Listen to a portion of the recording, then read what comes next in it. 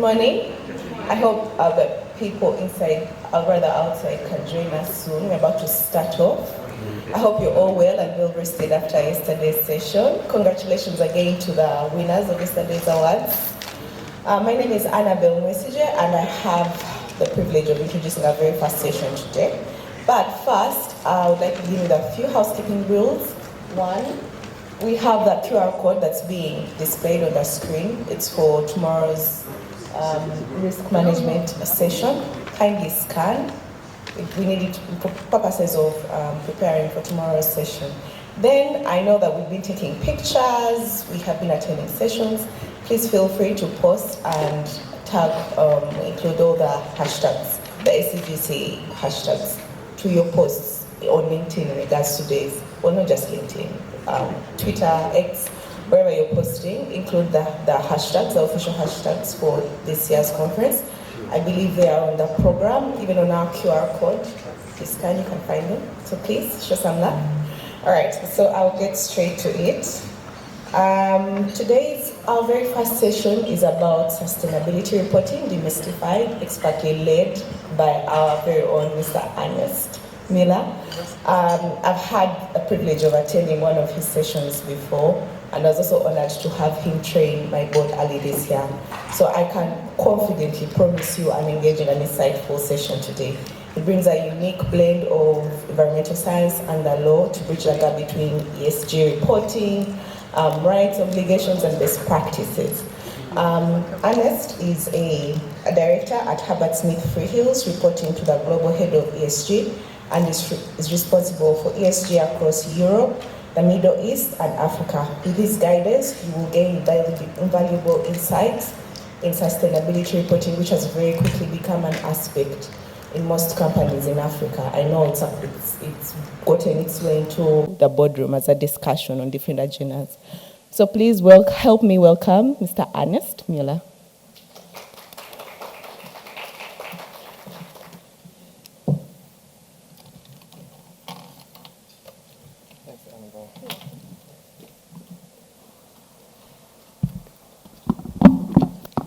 Good morning, ladies and gentlemen. It's wonderful being back at the ACGC annual forum.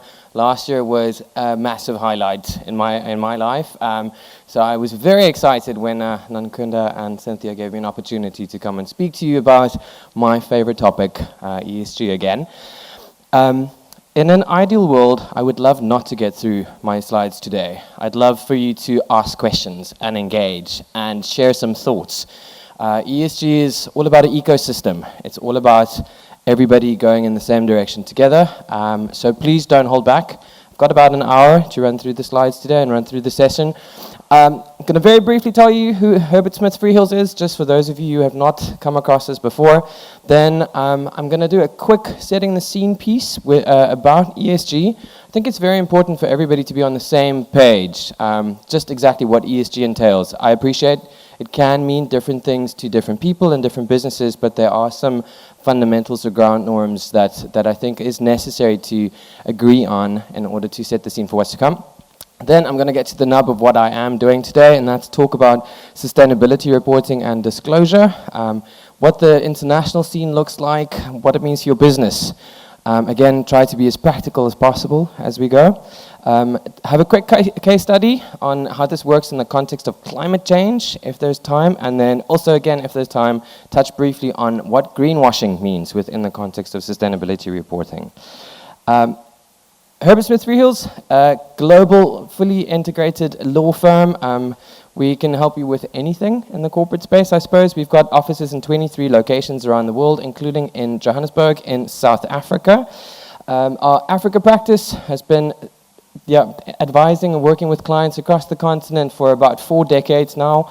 We've got Anglophone lawyers, Lusophone lawyers, Francophone lawyers based out of our offices in London, Paris, Madrid, of course Johannesburg, that have been dealing with, assisting clients with a number of issues across the continent. If you're interested in anything more about HSF, you're welcome to corner me sometime during the course of the next couple of days, or just get in touch and I can share some information with you.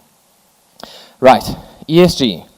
It's incredibly important when you think about ESG to always take it back and just begin with the begin and with the end in mind, and work from first principles. Some of you might. Let's see if I can jump to the next slide. As I try, I'm going to keep on speaking. Some of you might remember this slide from last year's session, and it's important I want to go back there just to make sure that we're all on the same page. Often, when we speak to boards, and I was listening to yesterday's conversation and looking at Glenda's amazing questions that she put on the stage, I feel like I owe her a fruit basket because she actually set the scene really nicely for my session today. But to understand that ESG is not about doing good, ladies and gentlemen. It is not about saving the world. It's not about climate change. It's not about ensuring that the polar bears will be there in 2 or 3 decades from now. It's about making money. I know that shocks you because in the whole narrative of sustainability, people want to say that it's about doing good. You know, that's why we should be pursuing ESG principles, sustainability principles. But that's not the truth. Back in the 70s, Lewis Powell, who ended up being a judge of the US Supreme Court, addressed a confidential memorandum to one of his friends who was the chair of the Education Committee at the US Chamber of Commerce. And he said that if the United States wanted to guarantee the continued viability of the US free enterprise system, executive management teams and boards of directors had to take into consideration the impact that people and planet factors, so factors outside the business, have on their current operations, their business model and strategy, and then they need to adapt the strategy in order to ensure that the business remains viable and resilient in the medium to long term. Now, of course, this is from the 70s, so the focus was on communism and the Cold War and understanding how changing economic models and societal models affect systems such as capitalism. If we fast forward through the next 4 decades, you have the introduction of sustainable development, where the world started saying, fine, if you want to consume resources, that's good, but you have to consume resources in such a way that you do 2 things. First, you're allowed to meet your own needs, but separate, you should ensure that you don't overconsume and thereby depriving future generations of their ability to meet their specific needs. So it's smart consumption in essence. We raced through the 90s and the noughties, have a bunch of UN conventions taking place. The Rio Earth Summit, which resulted in the conclusion of the United Nations Framework Convention on Climate Change, or the UNFCCC, which was then restated in 2016 as the Paris Agreement. We have the Convention on Biodiversity that all contributed to this narrative about what external factors, people and planet, mean, how we should think about people and planet, and how we then incorporate it into our business. And eventually, in 2004, the UN's then Secretary General, Kofi Annan, commissioned the World Bank, the IMF, and other development finance institutions to prepare a report that identifies the impact that external factors should have on financial decision-making processes and planning. So before the banks lend money to anybody, how are they thinking about 3 things? And that's where we, for the first time, hear about ESG. The banks started thinking about environment, social, and governance. And we find ourselves today, as you would have heard from my question yesterday, where a lot of people are saying, ESG is dead. Doesn't really matter. We don't care about ESG. I spoke with one of the attendees last night who says to me, somebody in their operations team said to them, you know what, I don't really care about ESG right now. We will figure it out when we get there. The truth, however, ladies and gentlemen, and what I've been trying to illustrate through this slide is that you might not worry about ESG, but ESG is worrying about you, because you have people and planet factors that affect your business model and your strategy. And like taxes, you can refuse to think about it, you can refuse to incorporate it into your business model, or you can say, fine, let's be clever about this and decide how we're going to tackle this. Now, you're asking yourselves right now, why is this man talking about ESG in the background when we actually came to listen to a talk about sustainability reporting and disclosure? The reason is, this is what sustainability reporting and disclosure is all about, ladies and gentlemen. It is telling your business's story in a way that complements the standards that have been developed globally, and we'll get to that in a second, so that the world outside can understand how you, as a business, specifically your board of directors and executive management teams, are thinking about people and planet factors, how you are incorporating it into your business strategy, into your operations and models, and to ensure that in the medium to long term, your business is able to appropriately respond to these threats as and when they arrive. Sometimes the threats you can foresee, thinking about climate change, All of us live in a world right now where we are able to identify instances where the climate is changing rapidly. Climate change, a strange name, actually what they should have called it is extreme weather events. Because that's really what it's about. We had snow in South Africa 4 weeks ago in the eastern part of the country. It's supposed to be about 28, 30 degrees. Suddenly there were parts of the mountains that got 6 meters of snow overnight. That's madness. If you are a logistics company and you didn't think about climate change, I promise you, you are thinking about climate change right now because it's going to affect your patterns. Flooding, another easy example to think about how that changes your operations. But even something just as basic as the COVID pandemic. Yes, pandemics are part of ESG because it's an external planet factor that affects your business. If your business wasn't thinking about remote working policies, about flexible working hours, about dealing with occupational diseases and or just diseases that could enter your workspace, you were confronted with a lot of very difficult questions that you had to resolve in the first half of 2020. That's what ESG is about. And that also, again, is what sustainability reporting and disclosure is about. Just trying to hop to the next slide. Again, ladies and gentlemen, if anybody's got any questions, please jump in. If you've got any observations, or if you disagree, I'd love to hear from you as well. I wonder, sorry, gents, there we go. Right, so, people like to put things in boxes, and that's why we have E, S, and G. E deals with environmental related matters, that's very easy to understand, deals with things that, as Africans, we are very accustomed to. One of the first things people told me when they arrived at the conference yesterday is, damn, it's a lot warmer in Ghana than what I was expecting. Or Glenda said to me when we got to the plane, you know what, it's not as warm as it is in Nigeria. If we were in Nigeria right now, we'd all be drenched in sweat. So as Africans, we think about the environment, we think about the climate, we think about nature all the time. I was walking around this morning and thinking, I haven't seen too many seagulls. That's strange. I live by the coast and I see seagulls all the time. I've only seen crows. You know, so we're engaging with environmental matters all the time. Social, think about different levels of working from inside your business, your employees, your communities, the people in your supply chain, the societies in which you operate. All of these are drivers and factors which have an impact on your business model and strategy. Governance, we'll talk a lot about governance in a bit, is how do you go about this process? How do you manage ESG across your business? But the truth is that ESG doesn't really look like that. ESG actually looks like this, because there's no universe where you have clean buckets of discrete topics. As in-house counsel, as leaders in the legal side of your business, you appreciate that, sure, there's a textbook that deals with contract law and a textbook that deals with company law and one for tort law, but the truth is all of those overlap all the time, and it's exactly the same what we have in the world of ESG. So, for example, you operate a factory, and that's one of the matters I'm dealing with in Malawi at the moment, and you, because of certain activities, polluted the rivers in the environment, in the area where you operate.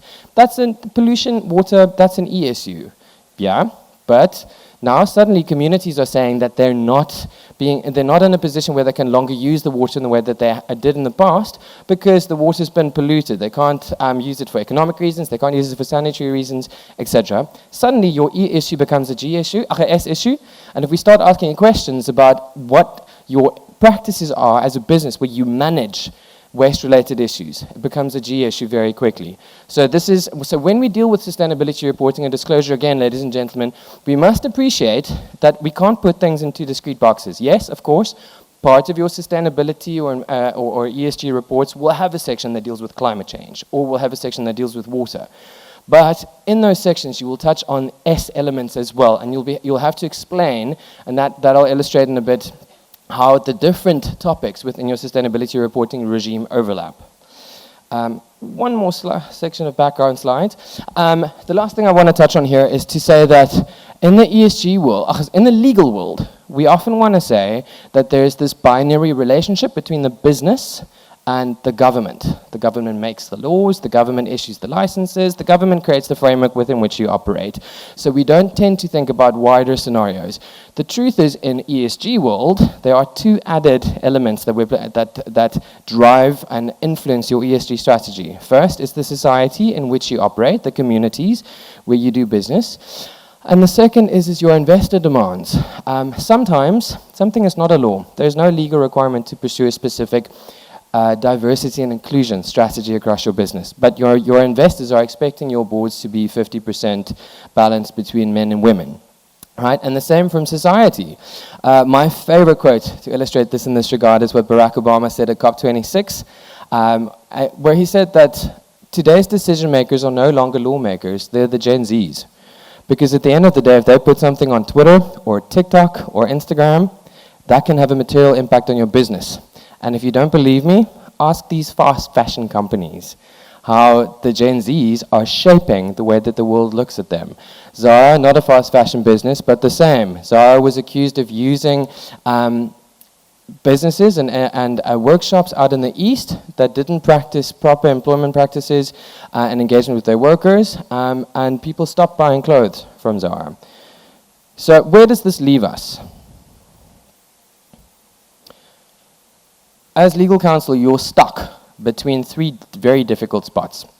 First, you have a universe of topics to suddenly think about that overlap and influence each other in an ecosystem where if one pulls, the other pushes all the time, and you have to think about these as you go, because each individual topic is a risk, and of course, they combined create even greater risks together. The second is you are increasingly being required to tell your ESG story to the world. And that is really what sustainability reporting is all about. In the same way that we talk about financial reporting, where people want to see how are you going about your business, sustainability reporting asks the same thing. And we'll touch a little bit on the materiality analysis, which is very important, because it's either an outside-in or an inside-out approach. But generally speaking, the focus is on the outside-in. How does the external world affect your business model and strategy? And then finally, how do you manage these risks? Because if you don't, you're going to get into situations of dispute resolution, whether it's something as interesting and new as greenwashing, or just losing your social license to operate in the communities where you run your businesses. And if you don't think a social license is an important part of what it is that you need to do, ask any of the mining companies across Africa what happens to them as soon as the communities don't want to do business with them anymore. Right, getting to the nub of where we are today. There is a universe of sustainability reporting and disclosure regimes that erupted over the last 25 years. The slide illustrates some of them, and apologies, I appreciate the text is small, so if any of you are interested in the slides, just drop me a line and I can share them with you by email. But the whole regime started back in around 2000s with the Global Reporting Initiative, which is a US-based system where they introduced a suite of standards that help companies understand what reporting and disclosure looks like from a sustainability perspective. What do you need to include in your reports? How do you need to describe it? What granularity level of detail you're required to provide?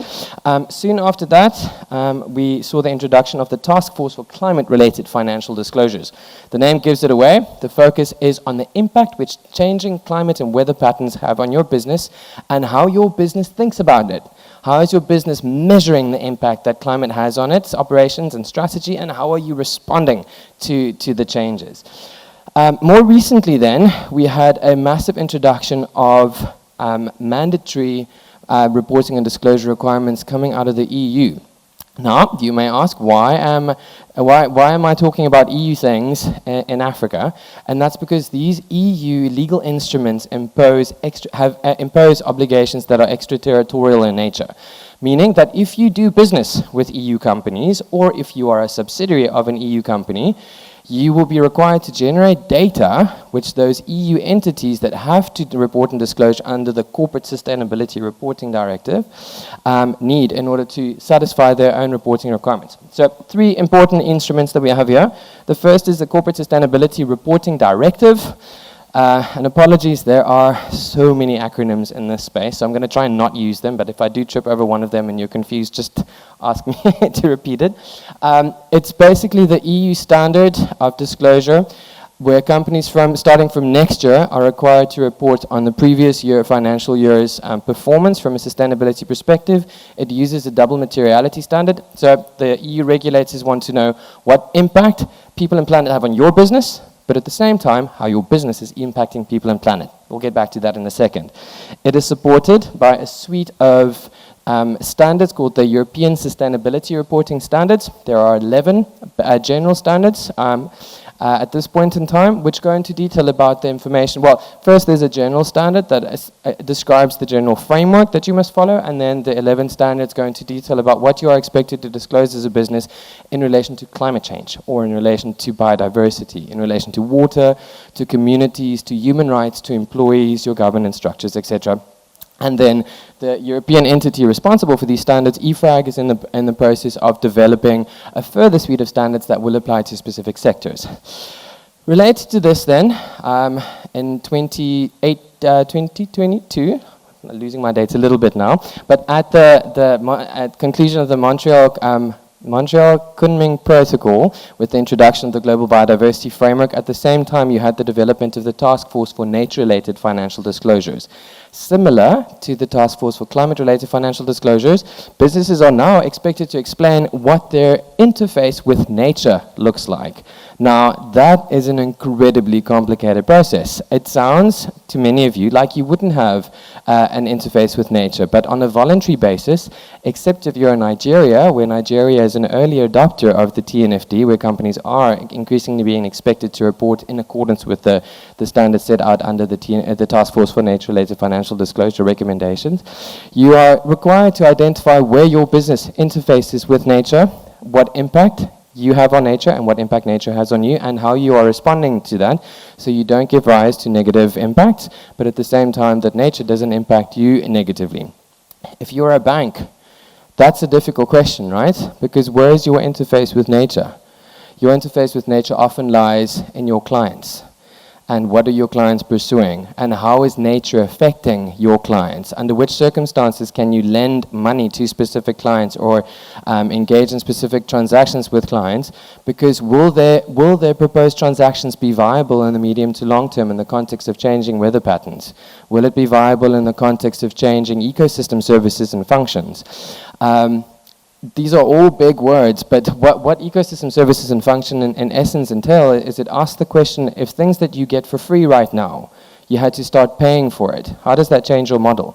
So access to water. Say, for example, due to climate change, a mining company no longer has access to water because the rain cycles have just changed.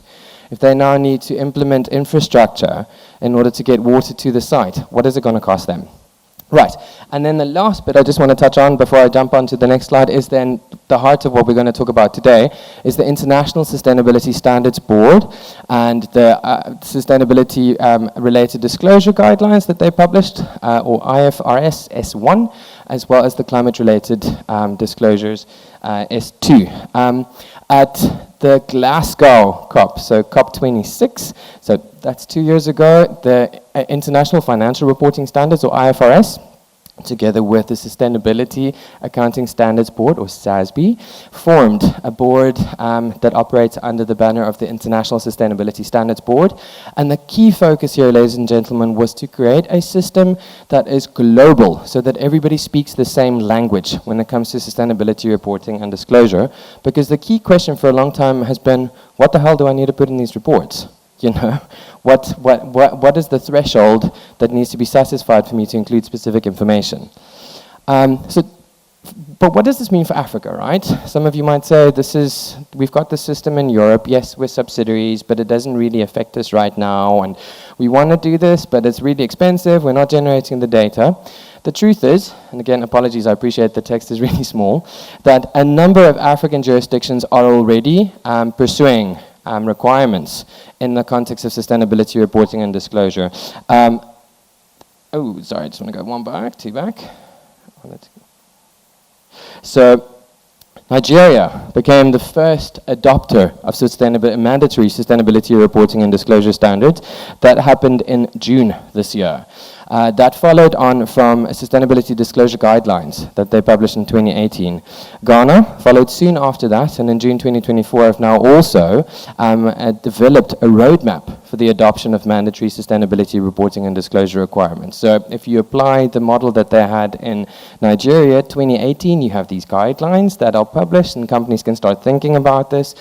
During this period, Nigeria becomes an early adopter of the Task Force for Nature-Related Financial Disclosures, and we find ourselves now 4 months later in a position where Nigerian companies are compelled to report on their sustainability performance in terms of the requirements set out under the sustainability standards prepared by the International Sustainability Standards Board.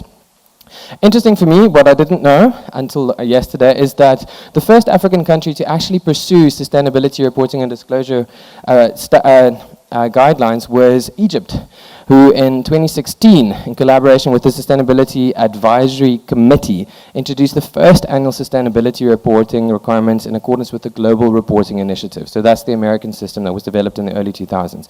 And then, yeah, just to touch on that, Kenya is thinking about this, Tanzania is thinking about this, as Annabelle mentioned, Uganda is thinking about this at this point in time, Botswana is thinking about it, and South Africa.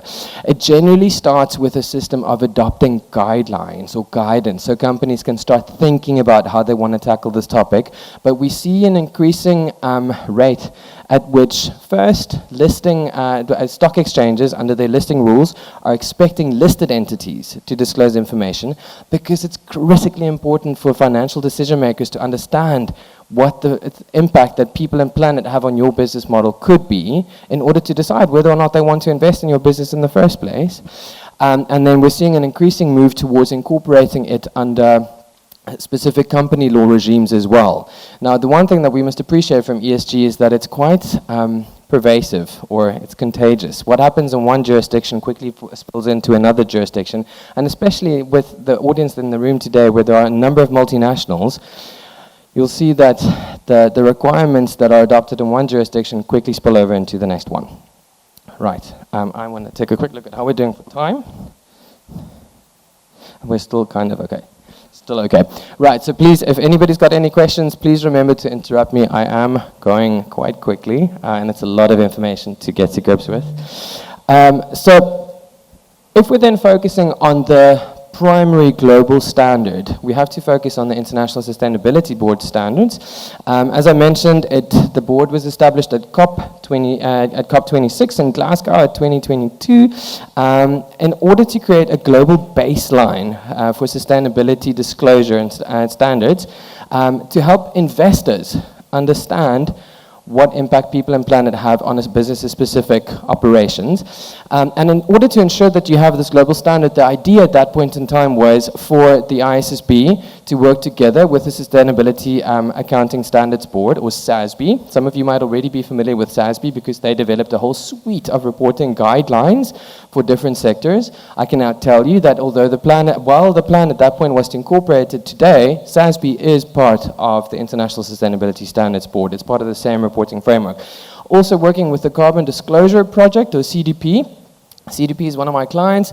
In May this year, CDP incorporated the climate-related disclosure requirements that the International Sustainability Standards Board prepared into its framework. So if you're a member of CDP, you will be required to report in respect of climate in the context of the framework created by the ISSB, and then also the Task Force for Climate-Related Financial Disclosures. The TCFD was incorporated into the ISSB's framework in December last year. So they all now sit together, so you have this uniform global standard. Does it apply to your business? It could, is the short answer there. The first scenario where it could apply to your business is if you are already reporting your financial performance in accordance with the IFRS standards, then most likely it would be a good idea for you to include reporting under the sustainability standards prepared by the ISSB, which is part of the IFRS, into your annual reporting cycle. If you're a listed entity and you're not sure, I would suggest that you go and take a look at the Sustainability Stock Exchange Initiative's website to see if your company is listed on any of the stock exchanges that is a member of the Sustainability Stock Exchange Initiative, because that's a very good sign whether or not your listing rules will soon expect of you to report in terms of the IFRS standards. And the third scenario is then the longer term one, where we see that it's possible that the IFRS standards could be included in your domestic company law regimes, as we, for example, and I see Sharon in the audience with us today as well, with the sustainability disclosure standards that we have in the UK that have been a hot debate for a long time, and they're in the process of finalizing that so that companies in the UK, in the same as you would have in the EU, with the Corporate Sustainability Reporting Directive, being compelled to disclose in accordance with specific processes. That could happen in your jurisdiction soon. And I understand, for example, in South Africa, that is a center of debate with the Department of Trade, Industry and Competition at this point in time, following some recent amendments to our company law regime. The system is already in place. Companies that have adopted it voluntarily or are required to report in accordance with these standards. And when I say required, it could be companies in Canada, companies in Australia, companies in Singapore. Malaysia just announced this month that they're pursuing this, the IFRS framework, as has Thailand. So it's really gaining a lot of momentum globally, but are expected to report next year on their performance this year. Right, so how do we navigate these standards? You will have to take a look at 3 specific documents, depending on your business. The first is you have the general standards. So the general standard covers sustainability-related disclosure, and we're going to speak about that a little bit, so it makes sense to you what it is that I'm talking about when I refer to that. The general disclosures are accompanied by a set of guidelines as well that elucidate some of the specific requirements, because some of this is new, but and I'm going to talk a lot about first principles as I go through the next slides. It should be easy enough to navigate that. And then for each sector, and you can see the SASB, well, kind of see the SASB logo there. For each sector, then there are specific disclosure guidelines as well about the topics that you should consider disclosing on as a business. The second guideline, or the IFRS S2, focuses on climate-related financial disclosures. Climate, of course, is part of sustainability. So for businesses who do not want to just report on climate, which is one option for you, if you would like to report on sustainability-related risks and opportunities as well, to the extent that you touch on climate, you don't have to report twice. You just have one report that gets published annually. All of these frameworks, ladies and gentlemen, here's the first principle. Well, the first principle, I suppose, was to say that the whole ESG thesis is on understanding people and planet risks and understanding what impact they have on your business operations, on your strategy, and your ongoing viability. That's the first principle for today's class. The second principle is that all of these reporting standards comprise 4 pillars. And as long as you stick to the 4 pillars, you won't get lost in this process. The first pillar focuses on governance, and we're going to talk a bit about governance in due course. The second on strategy, the third, as you can see, on risk management, and the 4 on metrics and targets. Governance, ladies and gentlemen, asks the question, how is your business dealing with sustainability-related topics on the one hand, and thank you, I see the time, and climate change-related topics on the other hand. What processes do you have in place? Who is responsible to deal with these topics, and how does information flow throughout your business? Second is your strategy. Have you thought about sustainability? Have you thought about climate change? How are you thinking about specific topics that form part of this specific framework? Third, which lies at the heart of this whole process, is risk management. We go back to the first principle of the ESG. How are you identifying people and planet risks? And in turn, how are you managing it and how are you responding to it to ensure that your business remains viable in the medium to long term? And then the last pillar focuses on metrics and targets. Because if you have a strategy and you have a risk management process, the question is, how are you measuring performance? How are you tracking how your business is doing across time to ensure that you remain viable in the medium to long term? And that's where metrics and targets come in. The first question then that we need to ask ourselves is, what is a sustainability-related topic?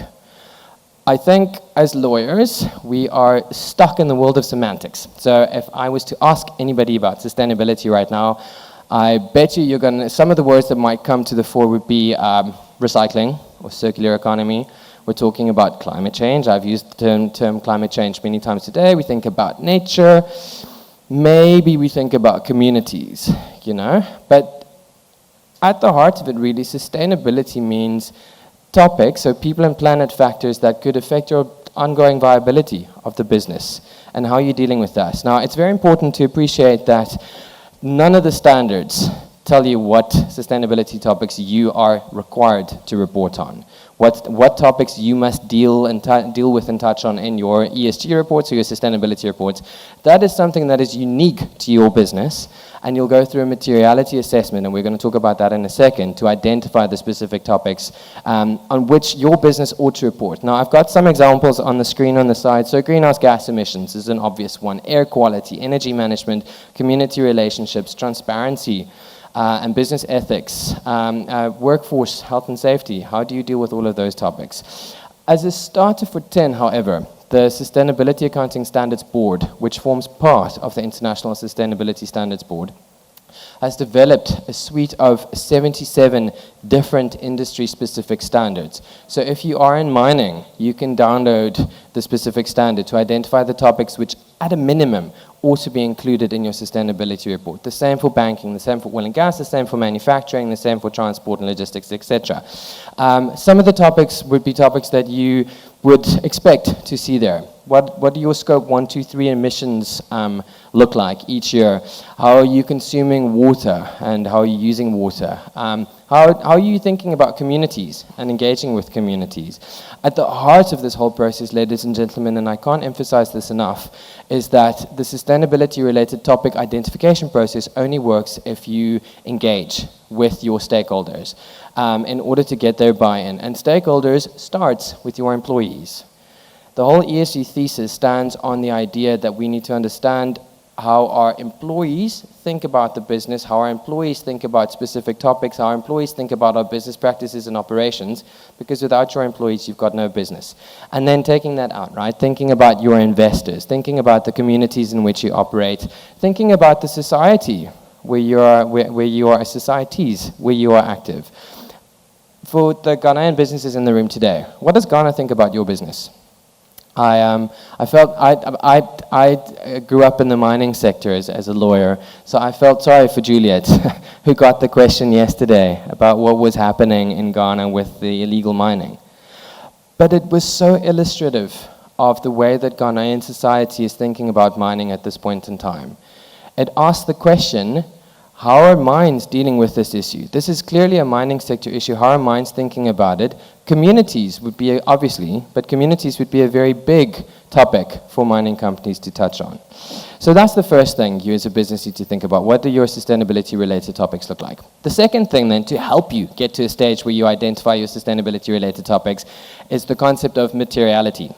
Now, for those of you who are familiar with the International Financial Reporting Standards, you'll appreciate that materiality is a threshold, and it depends, again, on your business. It depends on how your business is structured and how it operates and what your strategy is. But materiality, in essence, asks the question, under which circumstances are there specific topics that could have an impact, a positive or negative impact on your business to such an extent that you may need to change the way that you go about doing your business. So there's no predetermined threshold, but the most important here to identify is that the International Sustainability Standards Board only applies a single materiality threshold, and that is the financial materiality requirement on the left-hand side, which asks the question, as I've said a couple of times, what impact does people and planet factors have on your business model, on your business strategy? How are you thinking about it? How are you identifying it?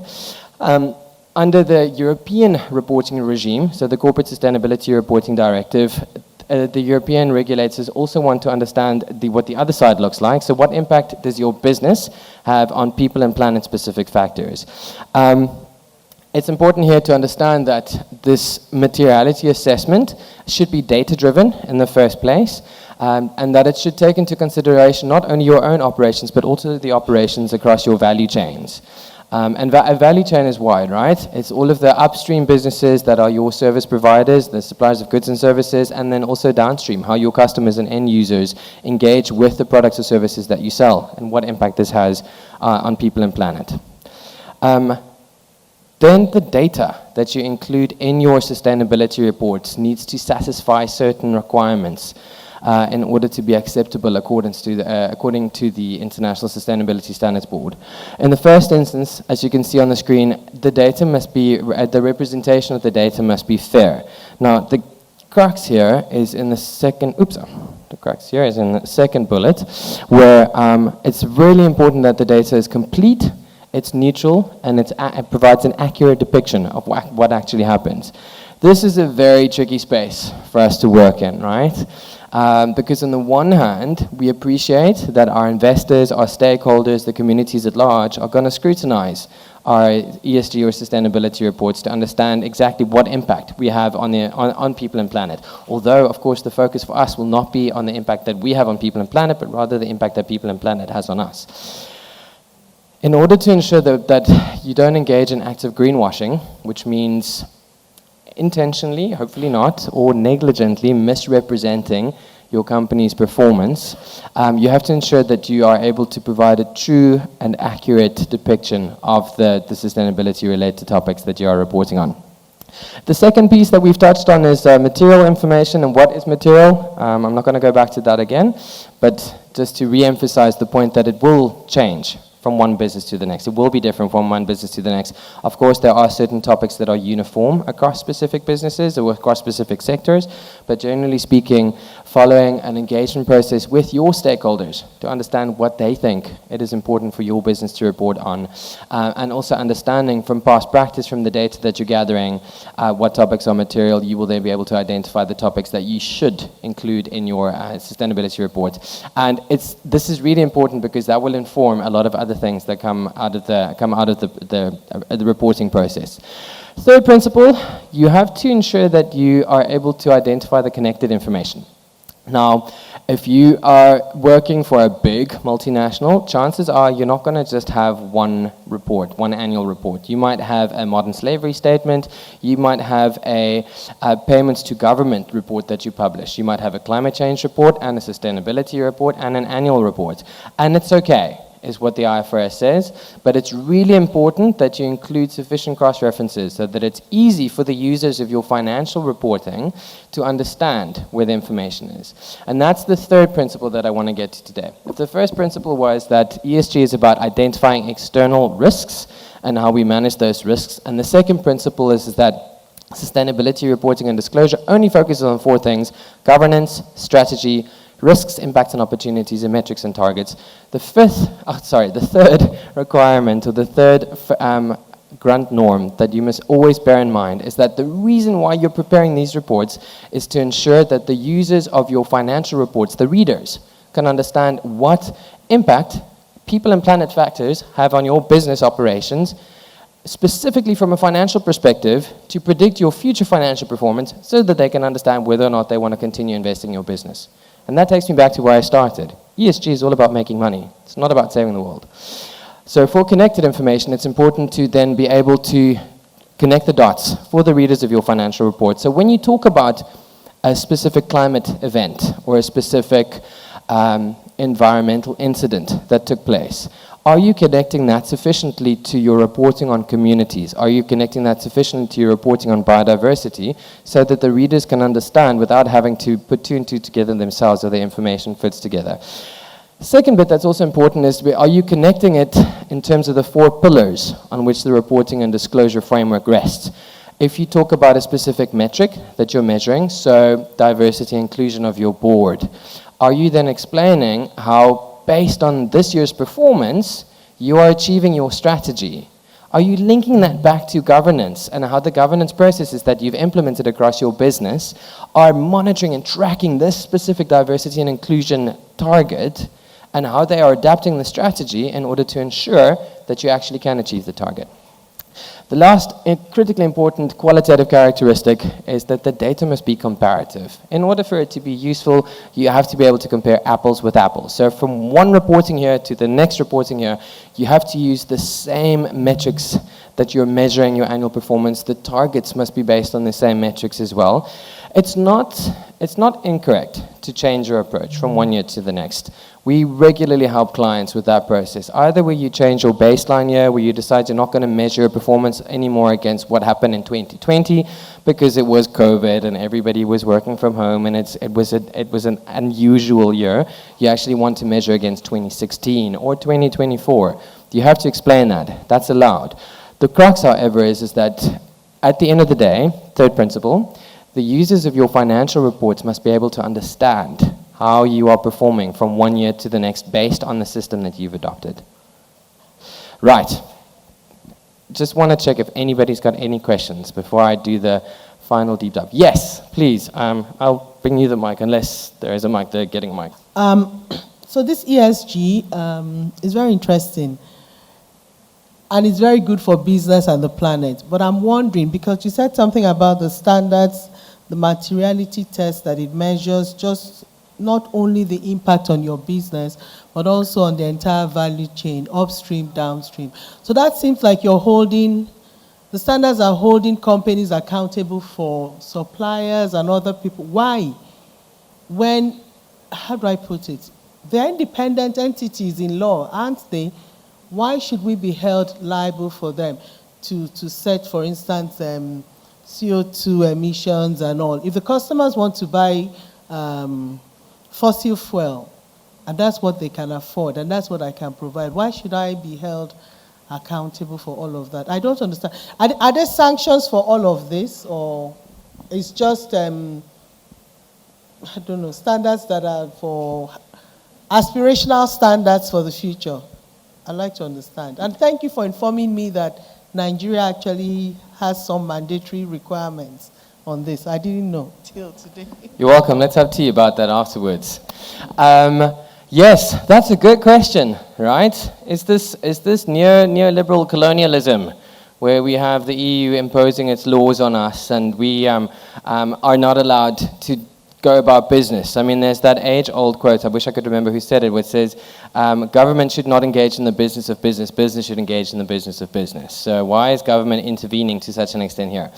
And I think the truth is it's about choice and change at the end of the day. Yes, you can't, as a business, ensure that your customers engage in practices which are not detrimental to people and planet. And that really is not what the ESG narrative is about either. It's not understanding what impact you have on people and planet. It's the other way around. But because your customers have an impact on people and planet by using your product, the question is whether or not you should perhaps change your business practices to ensure that you do not place them in a position where they can have a negative impact on people and planet. So there are two sides of this spectrum, right? Your upstream, where you deal with your suppliers of goods and services, and your downstream, the way that your customers use your goods. From an upstream perspective, you can choose who you do business with. You can choose as let me not pick on the textiles industry again. A mining company. You can choose if you want to engage with specific suppliers of OEMs, big trucks, big goods, thanks all the time.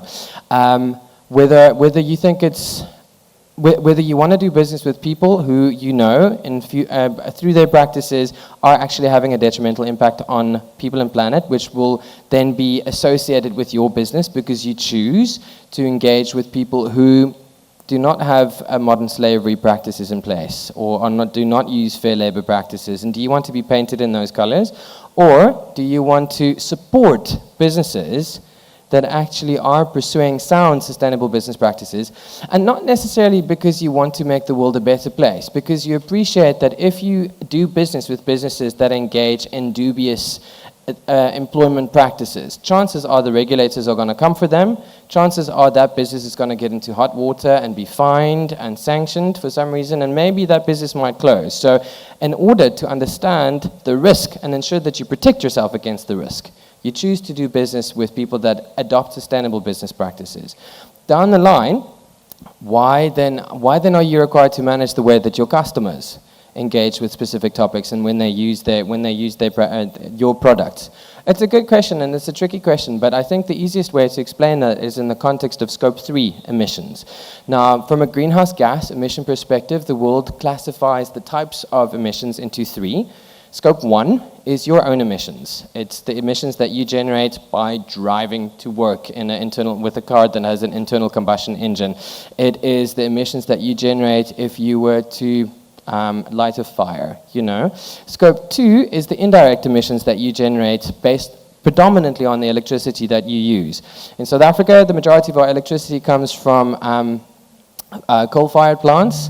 So all of our Scope 2 emissions are quite high because the electricity that we use is generated through the combustion of fossil fuels.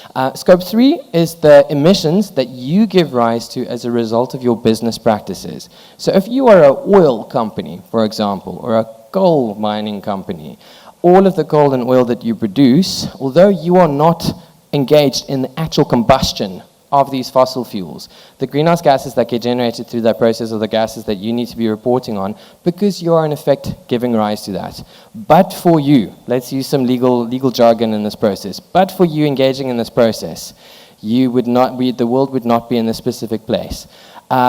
And if you think that this is not an important scenario, just take a look at what's happening with Saudi Aramco at this point in time, where the world is turning to Saudi Aramco and they want to hold Saudi Aramco responsible for a lot of the climate change that we're seeing. So yes, it is a tricky question, right? But the question is, do you want to support or motivate practices that are not sustainable in the medium to long term? And we must remember, and going back to that original slide where we had the 4 different role players on it, a lot of ESG doesn't turn on legal requirements. A lot of ESG turns on public perception and reputation, stakeholder management, and how you engage with the various individuals in your ecosystem that take an interest in your business. And if you want, so yes, it seems unlikely that from an African perspective that you will be compelled to pursue specific targets. And I think it's, and apologies for not having made this point earlier, it's very important to appreciate that none of these standards impose any specific targets on you. There's not a single standard in the world that says that you must be net zero by 2050. There's not a single standard in the world that says, well, it's actually in Africa, sorry, and from a recycling perspective, the EU, of course, has got a very extensive regime on the plastics and how you manage that. But from an African perspective, at this point in time, there's no system that tells you that you must only that you're not allowed to use single-use plastics, all right? These targets are all self-imposed. You identify these targets based on the topics that you believe are material to your business. And why do you do that? Because you want to explain to your investors, to the people with the cash, why they should continue investing in your business. And how do you do that? By identifying the external risks that you think pose a threat to your business. Then you explain to your stakeholders how you are going to engage with those risks, how you're going to mitigate and manage them. And yes, of course, a scenario where why should you be held accountable for the greenhouse gas emissions of your end users? Why should you? You know, but maybe it's not a material topic for your business. But if it is a material topic for your business, there may come a time in future when your investors are going to say, and I'm thinking of big coal mining companies that are, many of them are clients of mine, why should we continue investing in you when you are giving rise to a scenario where you are accelerating global climate change, and in due course, communities and citizens and children around the world are going to be suing the bank because the bank funded the coal mining company that mined the coal that resulted in the greenhouse gases being emitted. And if you don't believe me, ladies and gentlemen, there is a group of young children, well, teenagers, I suppose, in the United States that last month petitioned the US Supreme Court to say they want to sue the government because the government has allowed businesses to pursue strategies that has now resulted in global climate change, giving rise to massive fires in California, to big droughts in Arizona. You know, so that's the truth. That's the whole risk management thesis. Right, I'm going to put my foot on. Yes, please. I hope that helped. Sorry.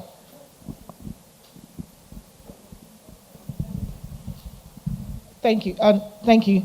Thank you for confirming that ESG is about money, because I've always thought so. I work in the extractive industries as well, and these days it's become even harder to raise funding for certain phases of our operations if you can't show that you are thinking about ESG. Actually, even before we adopted those standards in June, it was an issue. I did have a couple of questions though, so I'll make them very quick because I know we're short of time. First of all, are there any standards for defining what greenwashing is? And if there are there any penalties, you know, applicable? And I think the other thing was, yes, you said something about comparative reporting, you know, and I was wondering, how do you make that analogy if there is a dearth of reporting from similar sized companies? So if I work in a smaller independent, and I'm doing my reporting because I have investors that definitely want to see it, how do I compare what my reporting is, if it's sufficient, if I'm only getting reporting from multinationals? Good questions. Let me do the second one first. Time, I'm afraid. You may not be able to compare your own reporting against other African businesses, but there are, because of the global regime, that we see increasing mandatory reporting requirements. As I mentioned earlier, this month Malaysia and Thailand both announced that they're going to impose specific requirements on businesses. We know Australia adopted its own sustainability reporting standards this month as well, not this month, the last month as well. We know that in the US there's a lot of conversation around the climate reporting rule, the ACC's climate reporting rule. We know the sustainability reporting standards are kicking in the UK soon, and across Europe you already have the sustainability reporting reporting directive requirements coming in. So there are other entities there. I think that's the closest that I can come to giving you any solace right now. Greenwashing, we can spend the whole 2 hours talking about greenwashing. There is no universal standard, there's no universal requirement for greenwashing, there's no universal threshold where you cross the greenwashing gap. Greenwashing is a say-do gap. And as lawyers, it's easy to explain this. We're in the context of misrepresentation here. Very seldom do you get a scenario where businesses are intentionally misrepresenting. I can tell you there's a fund in Australia that got fined $6.5 million last month because they are guilty of intentional misrepresentation. ASIC, the listing regulator there, found them guilty of that process. And the month before that, there were 2 other funds that were found guilty of that process. But this greenwashing often comes to the fore in the context of negligent misrepresentation.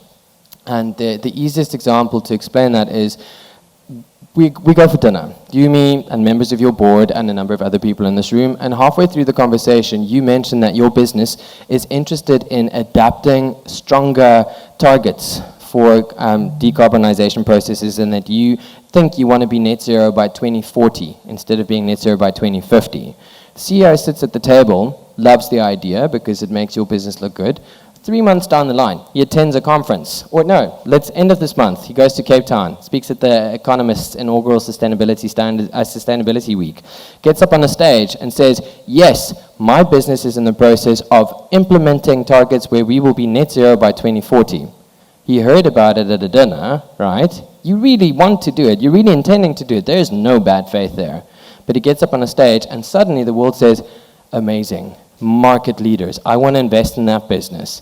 6 months down the line, the Financial Conduct Authority in your jurisdiction comes to the fore and says, okay, we read your sustainability standards report, your sustainability report. You don't actually say anything about that. There's a gap between what you're saying and what you're doing.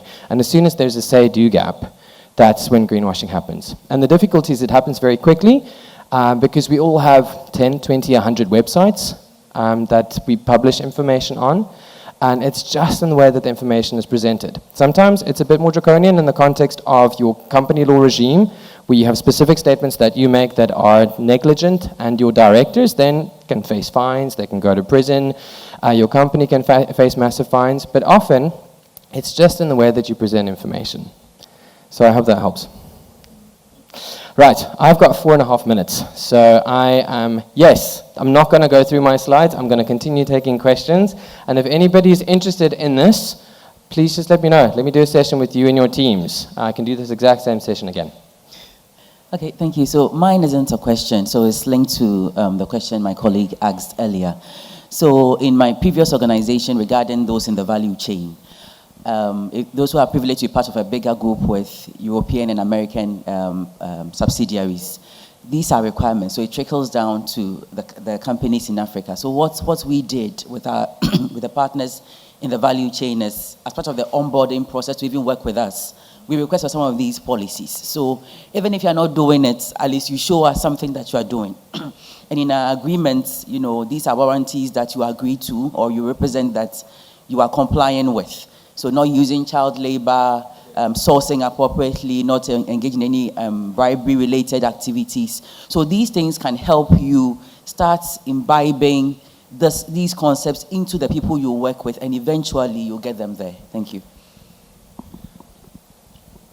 Thank you. That's exactly the point. You have the power. I think is the crux there. Yes, please. Hi. So obviously the hot topics at the moment are ESG and AI. I just wanted to know, obviously the reporting is quite overwhelming for a company. Are there any AI tools that assist in generating such reports? Yes, yeah, and in fact you should talk to Christoph behind you. They're way better placed than I am to guide you through the universe of tools. There are fantastic tools available to help you get up to grips very quickly. One of the key points that I wanted to make in the presentation is around metrics and targets, and that is just understanding the data that you need in order to be able to report. So, of course, AI is only as good as the information that you feed it. So the first thing that you need to understand as a business is, are you in fact following a materiality analysis where you have identified the topics on which you should be reporting from a sustainability perspective? Are you now generating enough data in the way that the data can be processed and collated into reports where you can feed it up to your board so that the board can make informed decisions about your company's annual performance in the context of specific topics, and then also so that those metrics and targets and how you deal with these specific topics, that gets fed into your sustainability reports. And I think if there's, I'm conscious of time, so I want to give you a few parting thoughts to think about, but this is one very important one. I appreciate that everyone is somewhere on the ESG journey. Some people are incredibly sophisticated and far from here and should actually be giving the talk today instead of me. And then there are other businesses based on Glenda's questionnaire where they are starting to think about it, but they're not there yet.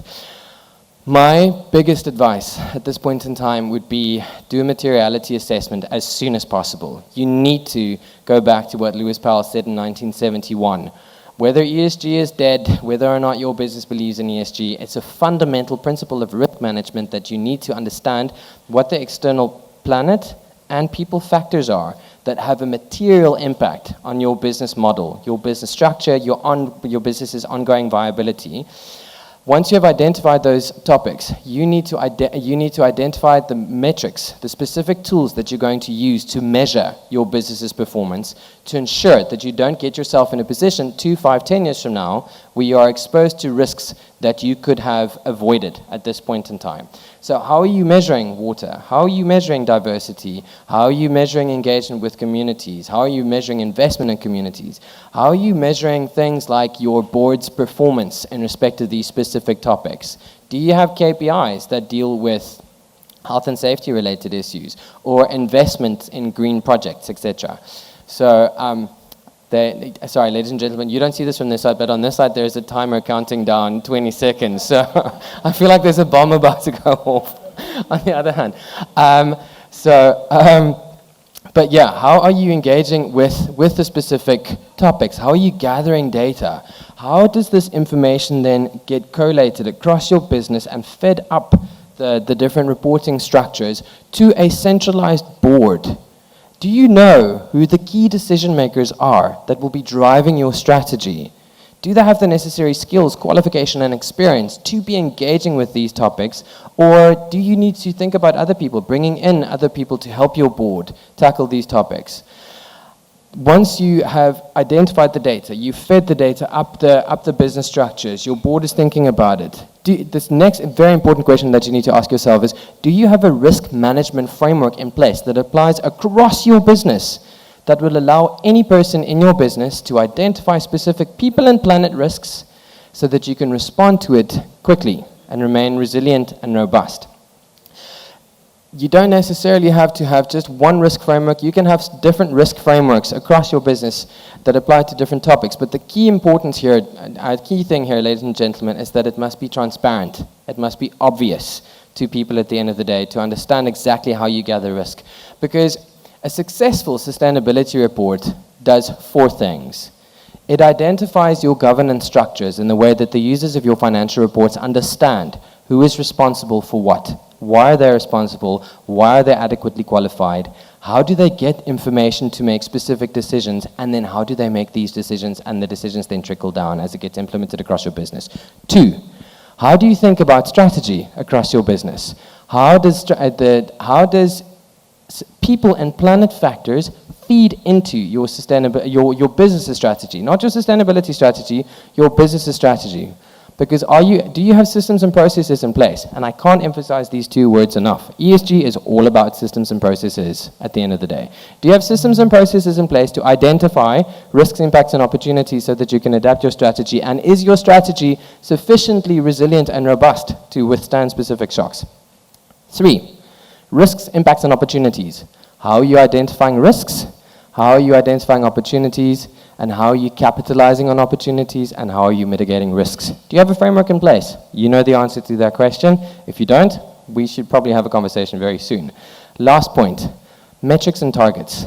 This is the stuff people want to see. If you ask anybody about any company's sustainability standards and reporting performance, they're not going to talk about board structures. They're not going to talk about risk management frameworks. They're going to say, that company promised that it was going to be net zero by 2050. That company promised that it was going to have a 50-50 gender diverse board. That company promised that they will have 0 deaths in the next year. Make sure that you have strong metrics that you can measure, accurately measure. Make sure that you have targets that are achievable, that show that you have thought about the targets in the context of their strategy, and that you are presenting, at the end of the day, a business case that'll help you make money. That's it. Thank you.